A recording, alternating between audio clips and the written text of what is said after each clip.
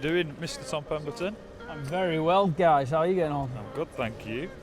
So, we've come on behalf of Farming Can Farming Can. to correct any misconceptions and stereotypes about farming. Okay, cool. And we thought you'd be the perfect man To trial it. to trial it. What have you got on today? So today we've just moved some heifers this morning, which moved really, really well, which is good. They didn't escape. And now we're going to open our one of our clamps up, which is over our road. So we rent this farm from another farmer, and we have a lot of young stock here, about 100 head. So we're going to open this clamp. This clamp's a little bit more fibrous, better for the young stock. The stuff at home's good stuff, better for our dairy cows in basics. Nice.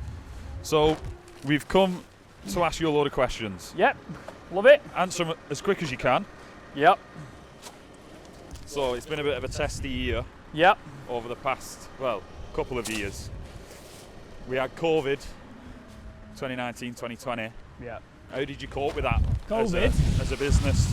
As a business, well, obviously we're a farm shop, dairy, and a farm on top, so we sell direct to consumer. The doorstep business, so people who wanted milk to the doorstep, that got busier and busier. The retail round, which goes to the cafes, obviously a lot of the cafes shut down, so that was quite hard. So we saw an increase in one sector and a decrease in the other. The farm shop was mad busy because people were struggling to get their food. So it's like we say Christmas is crazy here, and it was like Christmas for about 10 days. So it was, Christmas sounds good. It was really busy. It was very stressful and unprepared. You can prepare for Christmas, you couldn't prepare for COVID. Well, it's good to be busy. Yeah, we better. Oh, it'll be a nightmare like that, aren't they? You've been on this farm all your life. I've been on this farm all my life. If you could change one thing about this farm, Oh, your pet peeve, what would it be? there's a few things I'd change. There's a lot of things I'd change. If I could change it, which is unrealistic to do, I would pick up the whole farm and bring it back 100 yards. So I've got more space at the front of it because we were on a main road, and I'd really like to have a field where customers could come and see.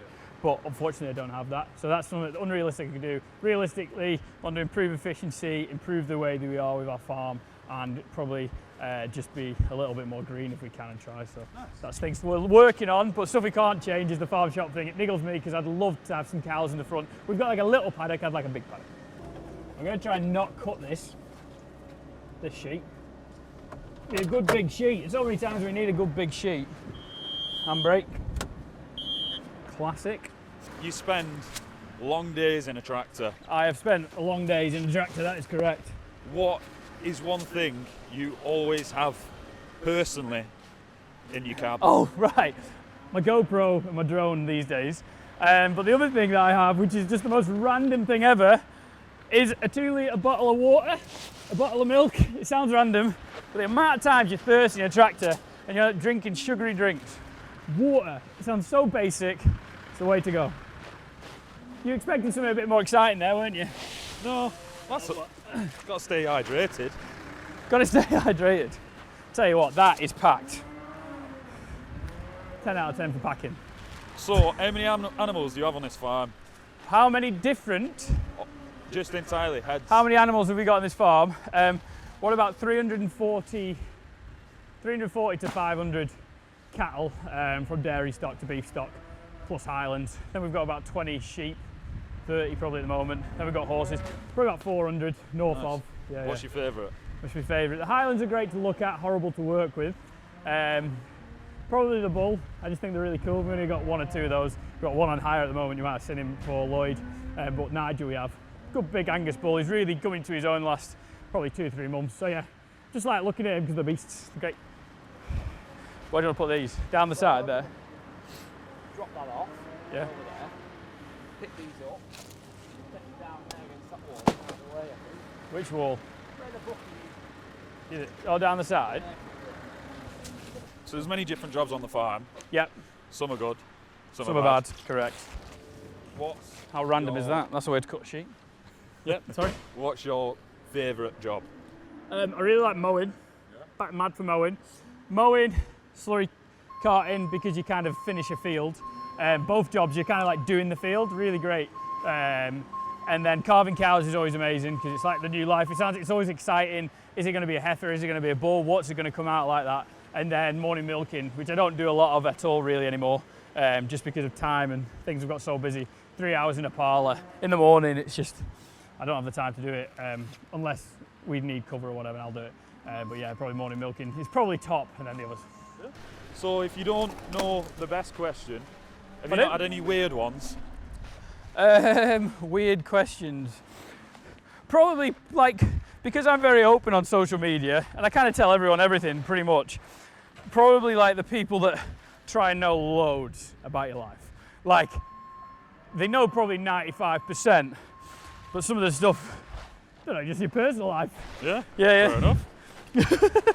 Which, to be fair, I don't really catch an offence by it, because I'd ask those questions as well, because you kind of want to learn, you know? So, I'm not too bothered. I'm not going to lose any sleep over it anyway. So what's your go-to cab food besides your milk and Go-to cab food. Weird lollies. Really like lollies. I think one mowing session, like in an afternoon, I think I smashed like 10 or 12. Realised there's 45 calories in each. And then I'm thinking, why am I putting weight on for fun? I'm mad for an apple. Love an apple. Love the crunch. Love the taste. Sandwich. I'm very basic. I'm a very basic guy. Fair enough. Sandwich, you know and then like. if there's chocolate there, I'll eat it. And I always blame the wife why I'm putting weight on, because there's always chocolate in the house and she likes chocolate. So it's her fault. It's got to be done. And that's the only problem with social media as well. You can look back like 6 years ago when I started, and I was like 12 stone and a half, and now I'm definitely not. I'm heavier. So yeah. It's all bought and paid for. Yeah, it's all paid for. It's right, innit? I'm happy, I'm married, I'm done. I don't need to look good, do I? But yeah. So like we've said, you've been in farming for all your life. Yep. You've met farmers, consumers, and every Tom, Dick and Harry. Yeah. Now, what actually happens on the farm isn't actually what everyone thinks sometimes. So what would one misconception be that you could correct straight away? I think the misconception is that it's easy to produce what you do.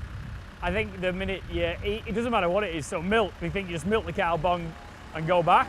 I think the real big misconception is how much we put into it and how much detail we look into it. Like, even if it's, obviously we're opening grass today, looking what's in the grass, how our cows are going to feed on it, obviously the grass at home. If it's producing wheat bread for your, for your sandwiches, what goes into that, what the farmer's thinking about doing and how to do it, yields and so on. I think the misconception that people think it's easy, they don't realise how difficult it is. I'm not talking about long hours, because any Tom, Dick and Harry can work long hours. It's using your head to produce the food. I think that's the misconception. It takes a lot of thought process. Yeah, definitely. So, what would you say the best characteristic is for being a farmer? Determination. That sounds very, you've got to grit your teeth. You've got to be used to things going wrong and making changes, or having a bad day and just being able to grit. I think that's it, because it's November now, it's raining, it's a little bit cold, but it's going to get worse.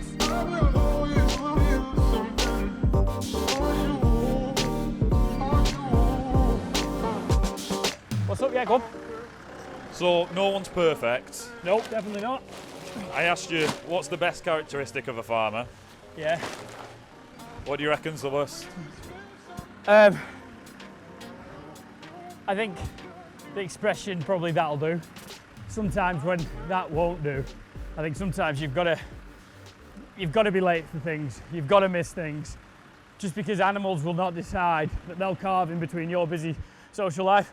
I just hear sometimes some people will stop doing what they're doing to do with cows or something, and they'll go to a social or whatever. It's a bit hard for me because I'm technically the boss's son, so like it's our business, so we'll do more. But with a farmer, you've got to be caring. You've got to put that extra effort in, and if you don't, you'll see it in the stock. We always say that extra 5% of effort will put 20% on your stock, because that's the finishing bit, in my term. And so that's what can let some farmers down sometimes, but it's very rare. A lot of farmers know what they're getting into, but the job is amazing. Good stuff. We've got our grass. We've got a little bit of mould in there because we did put big sheets on it, So would have put holes in the sheet, but I'm pretty happy. You're a bit of a social media guru now. I wouldn't say that much. No? I just wing it. But there's also a lot of good social media influences from farming. Yeah. Who would you want to collaborate with next? Oh wow. So I do a lot of dairy, beef and a bit of sheep. I think the pork industry probably needs a bit. And then chickens, I don't know anything about the two. So I like to make videos about something I'm going to learn about. So chickens is really interesting and the pork industry is really interesting because I wouldn't know a lot about it, to be honest. So someone like down that kind of route, like person themselves, I've been really fortunate. I've been able to speak to a lot of people and just chat to them. I'm not scared. It doesn't matter how many followers you've got. You could have 200, you could have 200,000, I'm not bothered. I'll just send you a message. If you reply to me, we'll start chatting. Oh, nice. That's good. If I'm interested in what you're chatting about, if we kind of just go, oh yeah, cool.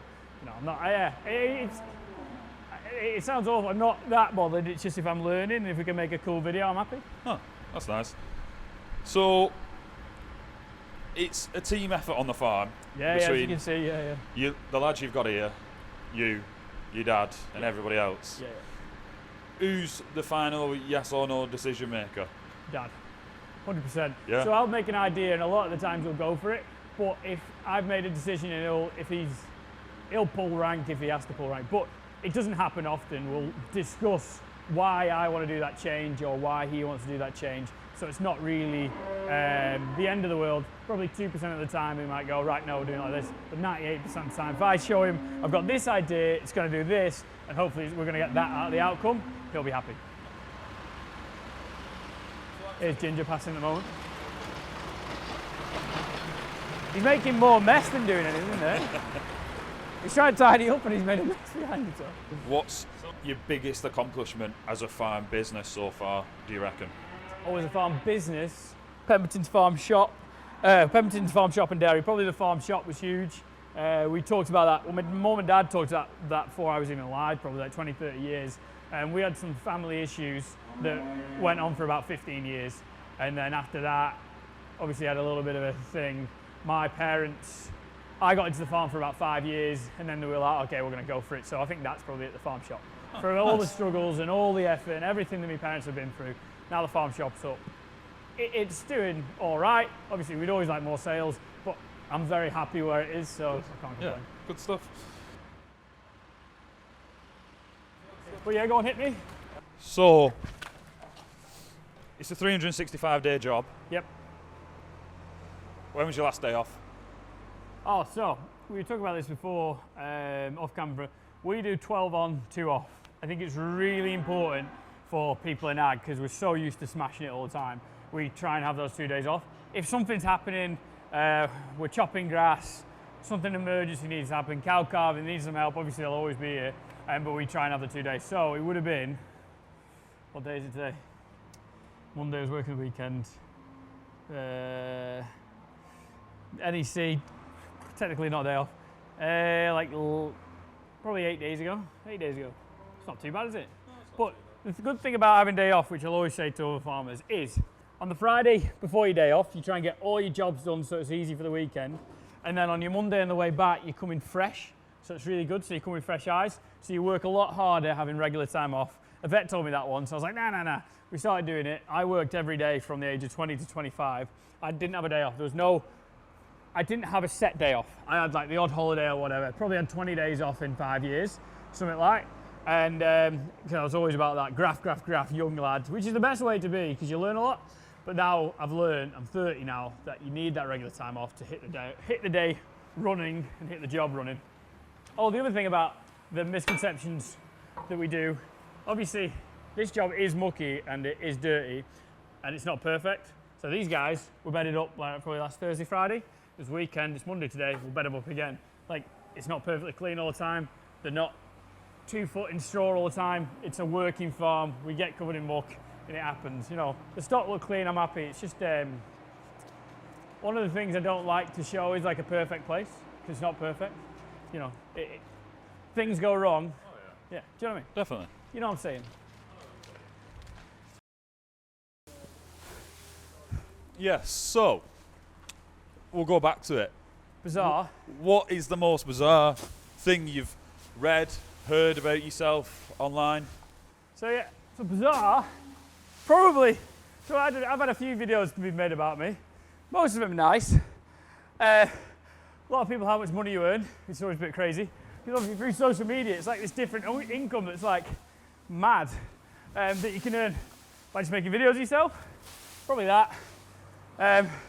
And then some people who say how much you earn, and they're like way out, and if you earn that much, it'd be incredible. And then just or where you live or what you're doing, and probably stuff like that. Probably how much you earn, because everyone always overestimates. Everyone's a bit nosy.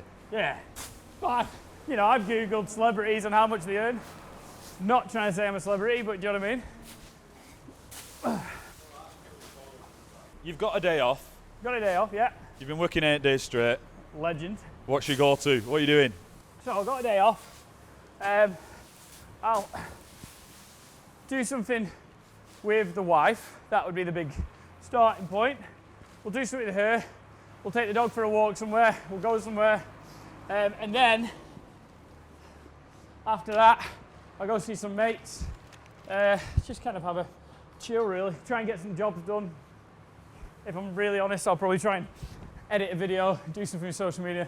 My brain never stops. I'm always ticking away, so something on that kind of lines. So, if you could pitch farming as a career Yeah? to a young person looking at it, Yep. how would you do it? What would you say? So you get to work with your hands. You're not in an office. I know a lot of that's like an office thing. And then there's this new app called Be Real. And then it's all about, you take a photo of like your one day, and then obviously you can discover it. I think we always just say as farmers and like, oh yeah, we're not in an office, this is our office, whatever.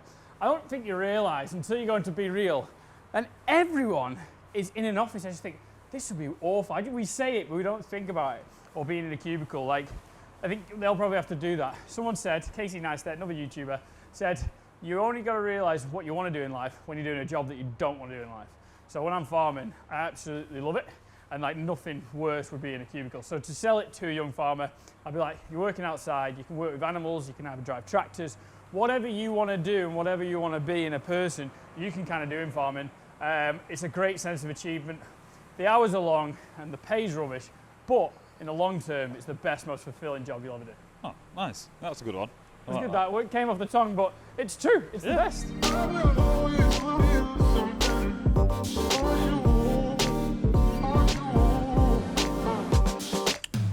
If you weren't off a farm, Yeah. this never existed. Never existed.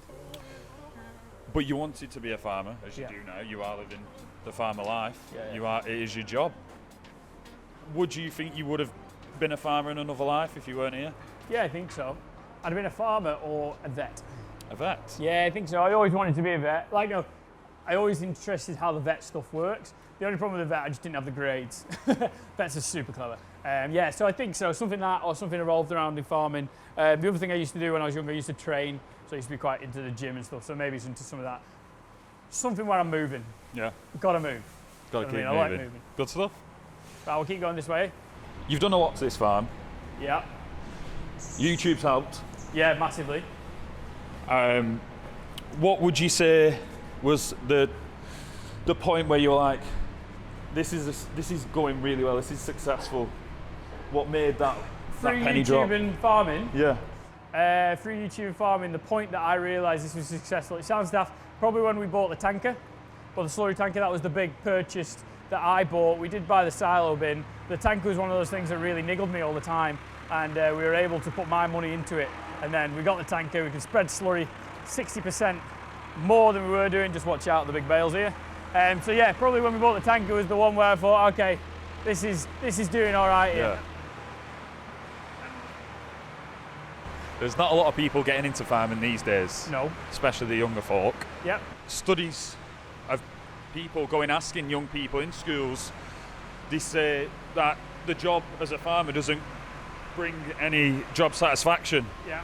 What do you reckon? Completely wrong. The people that are telling that haven't worked into farming. If you don't bring a job, this job doesn't bring job satisfaction, it's mad. That's the one thing it probably brings the most. They're probably your happiest. I am anyway. I'm very fortunate. We're looking at our stock now. They've just been fed. They're super happy. They're well conditioned, and that's because of the effort that we've put in. If that's not job satisfaction, I don't know what is. What about a nurse who's in a delivery suite? That's us every day carving cows, or watching grass grow. And it sounds really daft. You know those people who get joys of like making their garden grow? That's what we do. Farmers, just on a massive scale. If you're growing crops, if you're growing animals, if you're doing anything, I think that is completely wrong, and I will fight that corner every day of the week. Yeah? It's one thing it does, yeah. No, good. Happy. So on Google, On the Google, yeah. one of the biggest searches Yeah. is farming is old-fashioned. Oh, wow. What do you reckon? I think so from the outside in, but I think it's changing now. I think farming is definitely a younger person's game-ish. If you look at the Instagrams, the YouTubes, the TikToks, there's a massive younger generation pushing that through. I think the only issue with farming is it's generational. You know, getting into farming is quite difficult if you want to own the land yourself. I think that's the problem. That's why it's old-fashioned, because it passes down slowly. My dad's 65, and he's talking about getting me into the farm. I already am part of the farm. I'm a partner into the farm. But sometimes people at 65, that's the only time they get into it. So you can see why it's old-fashioned, because it's probably 30, 40 years behind everyone about the Passover. Yeah. But if you get into it, you do see a lot of young people coming into it, and young farmers is a massive thing. Go look at Blackpool AGM or DIY AGM.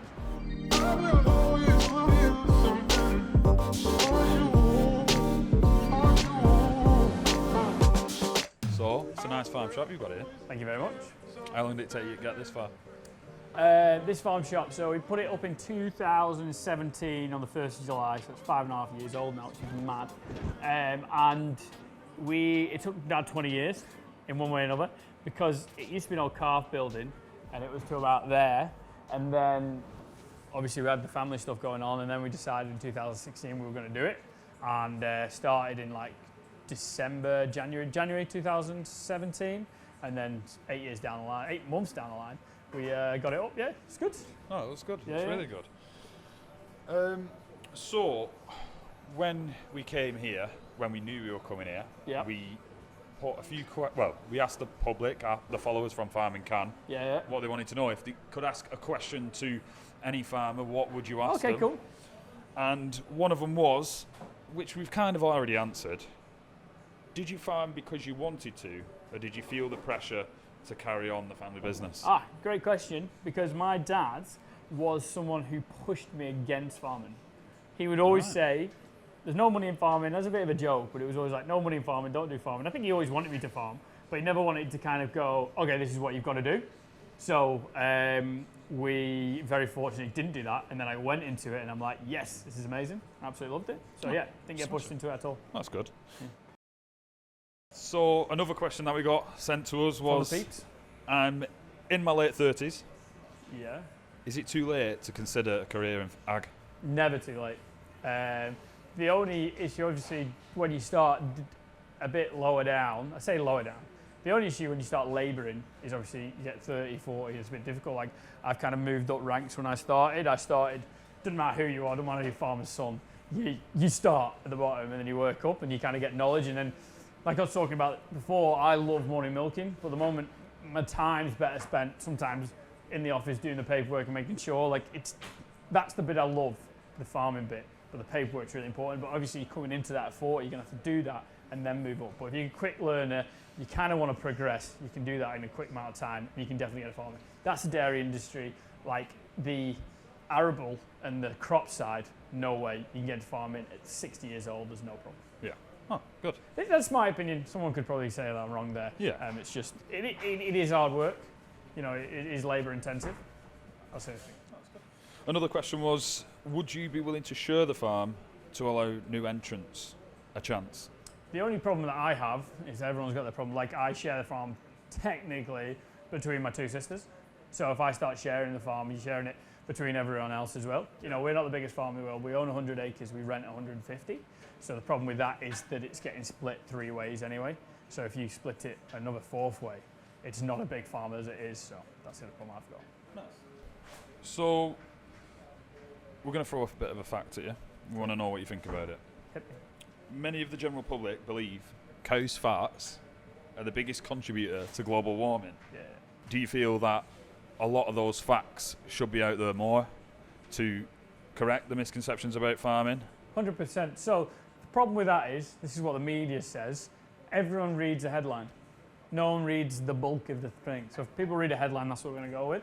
And so if people read more than the headline, they'd understand. I think it's really easy. Depends what you're packing in. I'm not a scientist. I don't know about researching myself. But are we talking about the food we produce, or are we talking about the travelling of all the food that we produce to your place? Are we talking about the food that we produce from over into a different country and fly it over? Obviously, that's going to use a lot of, your carbon footprint's going to be rubbish on that kind of product. So that's the way you look at it. It depends what parameters you're using. And the other thing, if you don't eat, you will die. There is no other way around it. You know, if you're spraying a crop, I think they go over it about 5 to 6 times, depending what kind of system you work.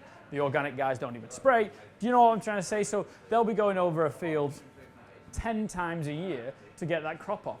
That's the way that they grow the crops. So it's not all about cows. It's not all about sheep.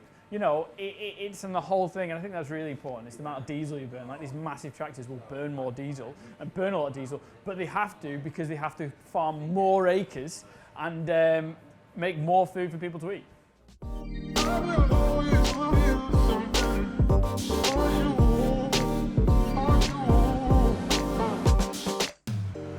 So, it's been a pretty good day. Thanks for having us. No Got bother. a last few questions to smash through. That'll do.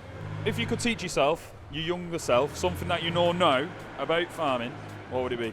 Oh God.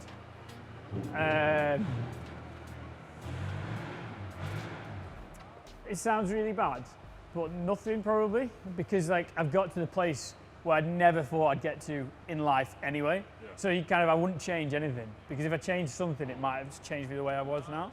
You know, like everything that kind of worked probably worked towards where I am. So my sister does performing arts. My brother-in-law used to be a wedding singer, but again, performing arts side.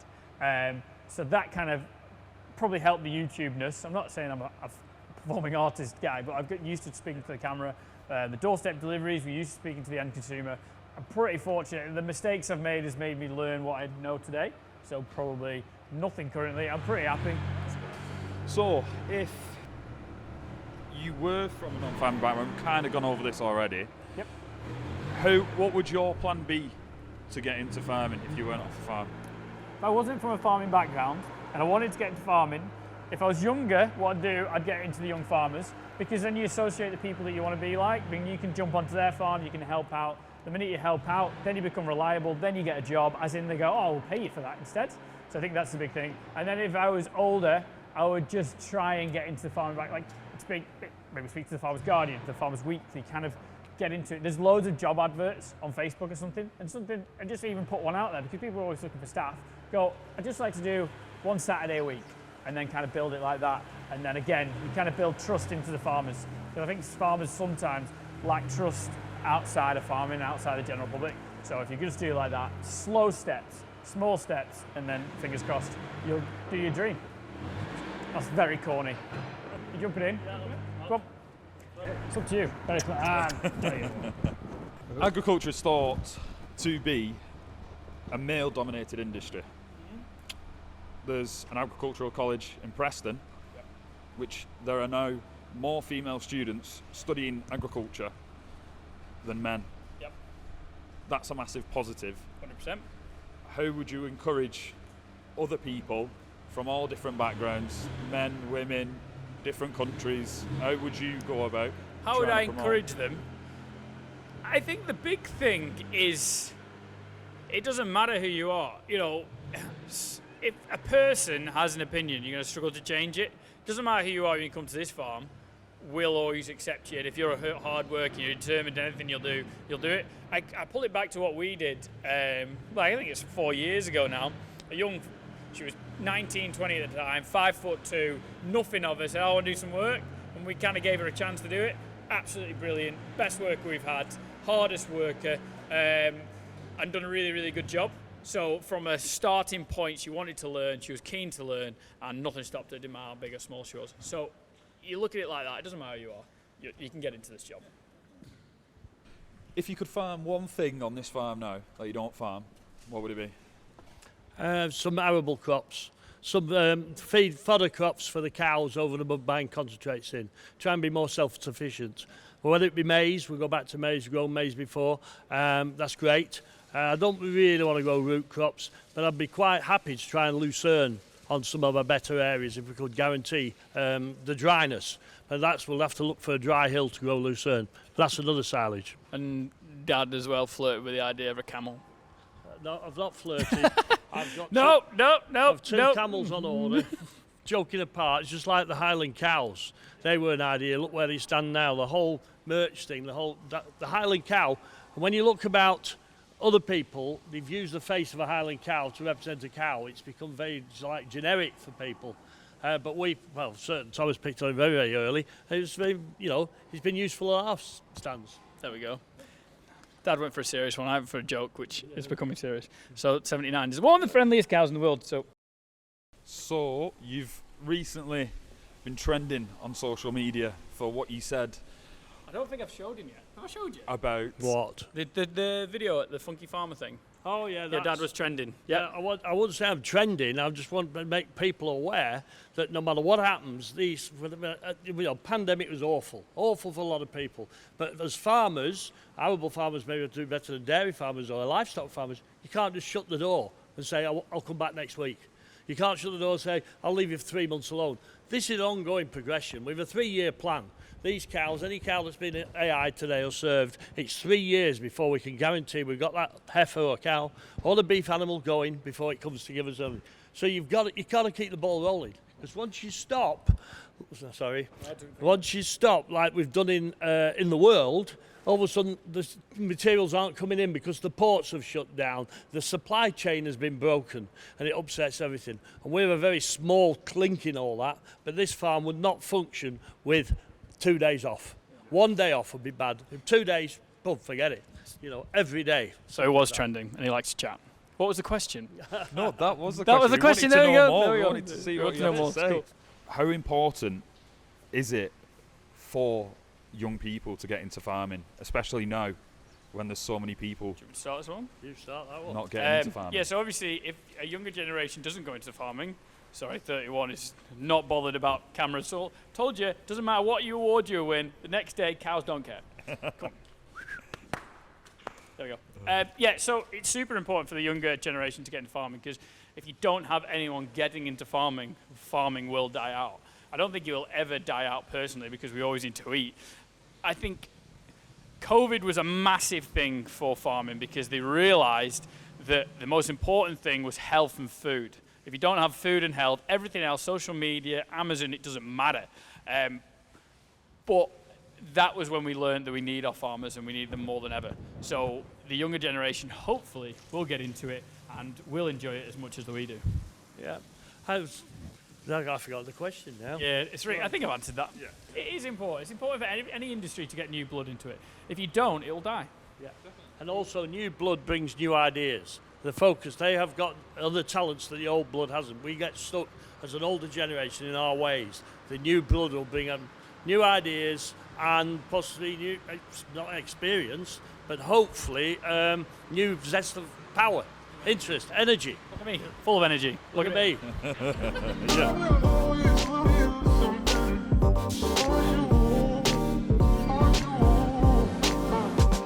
Do you do any environmental work on the farm at all? Yeah, we do a little bit. We want to do more. The environmental stuff that we do for the farm is stuff like using a dribble bar. Helps with the environment. It's ammonia.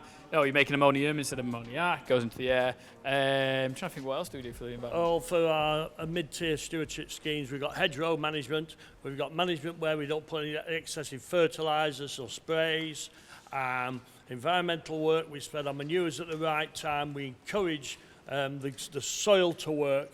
We encourage, obviously, drainage is very important, even though people want wetlands. You can't farm a puddle, and it's very important that all these things are right, so you get the balance right, so the land works for you, rather than you forcing it with chemicals and artificial fertilisers. We're trying to make the manures work, the soil work, and the bacteria in the soil. And they always say there's more weight of livestock under the surface than above the surface. So we've got to feed them. Yeah. We've got bees as well. We've got bees. Oh, you've got So bees. he goes into details. I like a bit short, snappy, and a bit of a laugh. Yeah, we've got loads of bees. Loads of bees. We've got 12 hives, and they all produce a lot of honey. It's just where they are. They're in a nice sheltered spot. They're great, just on one of our banks of a drainage ditch. Smashing. Go away. With it being harder and harder to make a profit as a farmer, Yeah. are you looking to diversify and grow as a business, as a farm? I think for our farm, it's quite easy. We've diversified from day dot. Like my granddad and my great uncle started the doorstep delivery round. They did that, then they did semi-retail, then we went into raw milk, then we went into the farm shop, and we're always looking at little ways to do it. So we're looking at doing some education stuff on the farm. You know, like we were chatting before, we're only 100 acres owned, 150 rented, 250 together. In the grand scheme of things, that's getting smaller and smaller as a farm. So we need to find ways to make a profit with less land per person working here. So we've always been pretty keen on the next thing we can do. Solar's a big one as well. So. Yep, with that. Yeah, That's great. but we're very open here.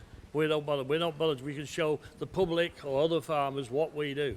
We won't say it's right, but it suits us. It's definitely not perfect, like I No, said. it's not perfect. It's not the cleanest thing in the world, but it's a farm. If you want to control where these cows poo, be my guest. I'll give you a week, but it don't last. So you won Farming Hero Flying the Flag for British Farming Award at the Yeah. BFAs this year. So 1 second. It's been a long journey on social media and getting your voice out there. Yep. So when you got that award, Yeah. how did you feel? Yeah, absolutely amazing. So it sounds daft, and I chat about this a lot, and I've mentioned it a lot. Like, so when you're farming, or when you're farming your animals, or doing your day job, or sat in a tractor, doesn't matter who you are, doesn't matter what you are. You can win an award, and these guys will bring you back down to earth. So when you go to these award ceremonies and people saying hello to you, see people saying congrats after winning it, and winning it itself, it's amazing. So it kind of puts really into the impact you're doing through social media. The basics of it, you're making a video, filming your daily life, and that's all you're doing. So to win that award is incredible. I'm very fortunate that people thought I should have won the award, and we're doing a good thing. We're just going to keep carrying on. So yeah, it's amazing. Very thankful, but it doesn't stop your day job. Just carry on and keep doing what we're doing. Yeah. You're one of many farmers that do exactly the same. Thomas is very fortunate because he put himself out there, and he did the extra work to put himself out there because he's proud of what he was doing. And he feels as though, because he got the response back, it's a two-way thing. If you don't get a response back, you waste your time. Because people are interested, and he was making it interesting, he grew and grew. And because it wasn't a real job for him, it was a pleasure to show people. It's not hard work. It's easy to show someone when you're enjoying what you do. If you didn't enjoy your job, you'd have a real challenge. So the last question. The last It's question. a bit of a thinker. Uh-oh. Because we're here for Farming Can, and it's about correcting misconceptions, stereotypes, educating not only the consumers but the other farmers as well. No farm's the same. If you could pick another misconception to correct about farmers, livestock, the whole industry, what would it be? And I put that to both of you. So the big one for me is probably, there's a bit of a misconception, but I'd like to think it's not true that farmers don't care about their animals. I think, that's the big one. Like, the animals are the most important thing in the farm, like Dad was saying. Yeah. Technically they work for you for 24 hours a day, but they don't work for you. You care for them, you tender for them. If anything goes wrong, you feel it. I remember we've got a cow here called Tilly. She's 212, and in July 2015, she wasn't drinking any water, and she was going really dehydrated. So 3 times a day, I was making warm water, feeding her on a teat. She had water in front of her, just wouldn't drink it, would only drink from a teat. So for 6 weeks, I was doing that. And for 6 weeks, 3 times a day, on top of the feeding and the bedding that you're doing for her already, and all the other jobs, you're feeding that animal. It's a lot of effort, it's a lot of graft. And now, she's the friendliest cow in the world. You can go up to her and give her a scratch, like all these other cows that you can come up and give you to a scratch. Like, we care for them. I think that's one of the biggest misconceptions, that farmers don't care, which we do. And that, I just look at it my side because I'm a dairy farmer. There's probably ones in arables and stuff that other people think of. Biggest misconception for myself, everyone thinks how lucky we are. How we've seen how wealthy we are. We've got our wealth is within ourselves with what we do. We enjoy our job. No one else will work 16, 18 hours a day, and sometimes we've done to work 24 hours through the night, non-stop. Why? Because you're looking for, hopefully improve, but you know, everyone says, oh, you're lucky, you're a farmer, you're wealthy. Not all farmers are wealthy. We have big bills to pay, so we work hard. And many a time, we're doing twice the hours that the normal person per week would do. But hopefully, let's get us rewards. We don't count that as it's not the be and end all that drives us forward. It's looking after the job, the land, the cattle, and enjoying what we do.